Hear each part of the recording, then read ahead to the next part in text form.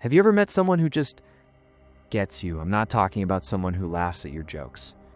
I'm talking about a person you have one conversation with, and you walk away feeling like they just downloaded your soul.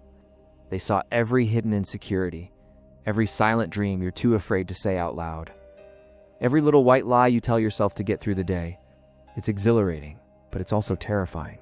You feel completely seen and exposed. Like your emotional walls are made of glass, and they're just standing there, calmly observing everything inside. If you've ever felt this, chances are you've just met an INFJ. And in this video, we're breaking down the 5 unsettling reasons why this personality type has this effect on people. Stick around, because by the end, you'll understand exactly what's happening in that dynamic. Let's dive in. All right, let's dive in. So, the first reason you feel exposed. It's not magic, folks. It's math. INFJs. They're basically human algorithms, their dominant cognitive function. Introverted intuition, or NI. Think of it like a supercomputer humming away in the background of their mind. 24/7. Now, while you're rattling on about your stressful day at work, they're not just listening to the words, oh no. Their NI is subconsciously hoovering up data points. The little quiver in your voice when you mention your boss, the way you dodged a question about a project, that story you told like 2 months ago, that seems totally connected. They are pattern readers. They cross-reference your tone, your body language, your past stories, and your emotional energy. And their brain, so freakishly efficient at this, it often just spits out the conclusion without showing them the working out. So when they suddenly drop, hey, it seems like you're feeling undermined by your colleague.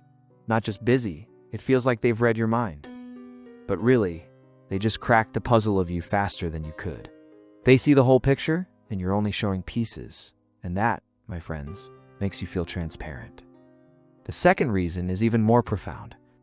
INFJs are a living mirror. Auxiliary function is extroverted feeling, FE, which means they are hyper-tuned to the social and emotional harmony of a group and of the person in front of them. Here's the controversial part.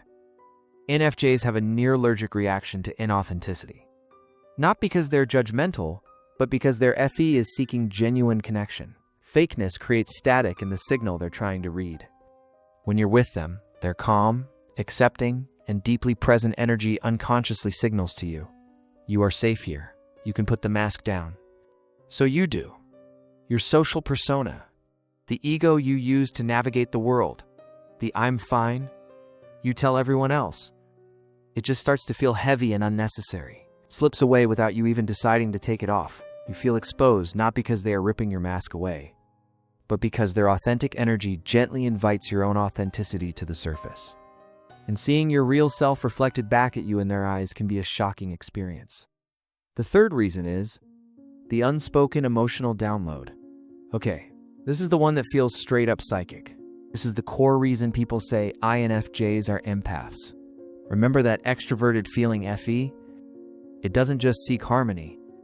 It absorbs emotional energy from the environment. INFJs are emotional sponges. They can walk into a room and feel the tension from an argument that happened an hour ago. They can sit with you and directly experience the sadness you're trying to hide behind a smile. Their NI-FE combo is a brutal 1-2 punch. NI subconsciously gathers the data, and FE feels the emotional truth of it. So when you're sitting across from them, putting on a brave face, they aren't just seeing through it.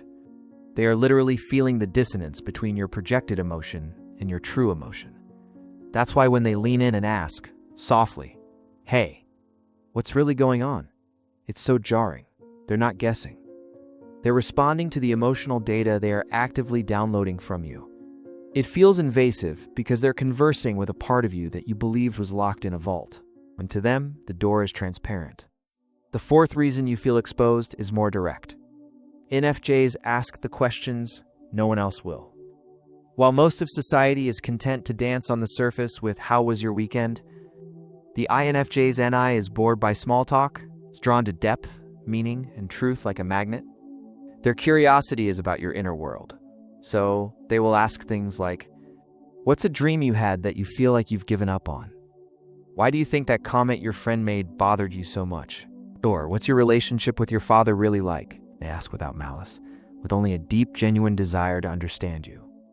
But in doing so, they force you to verbalize truths you typically only wrestle with in the shower or at 3 a.m. There's no hiding in a conversation with an INFJ, because they won't let you hide from yourself. They hold up the microphone to your soul and wait for it to answer. And in that moment of answering, you are completely laid bare. We've talked about what INFJs do. Now let's talk about what they don't do. And that's fill the silence. This is a subtle but massive reason you feel exposed. For most people, silence is awkward. It's a void to be filled with small talk or nervous chatter. For an INFJ, silence is data collection mode. It's where their introverted intuition works best. So when you're with them and there's a pause, they don't rush to end it. They get comfortable. They settle in. They might just look at you with that calm, accepting, but deeply perceptive gaze, and that silence becomes deafening. Their silence is a spotlight. Your own brain, conditioned to avoid awkwardness, goes into overdrive.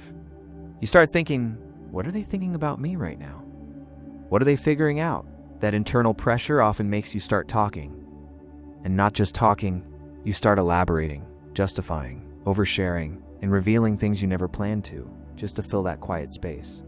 It feels less like a conversation and more like a gentle psychological excavation where you are both the archaeologist and the artifact. You're doing the digging on yourself, prompted only by their comfortable, silent presence. You expose yourself because their quiet feels like it already knows the truth and is just waiting for you to catch up. The final, and perhaps most exposing trait is this. INFJs see who you are in the future, not just who you are now. Their pattern recognizing NI doesn't just work in the present tense. It's constantly projecting trajectories. They see your potential. They can intuitively map out the path to your best self, the most passionate, fulfilled, and authentic version of you. And this is equally as terrifying as it is amazing. When an INFJ believes in you, it's overwhelming because they aren't believing in the you that you are today. They're believing in the magnificent person they can see you becoming. And they will see that potential shining behind every doubt and flaw. But the flip side is also true. Their NI can see your shadow path. They can see the self-destructive habits, the fears, and the choices that lead to a future of regret. If they care about you, they might gently warn you. And nothing is more exposing than someone telling you the ending of your own story before you've even lived it.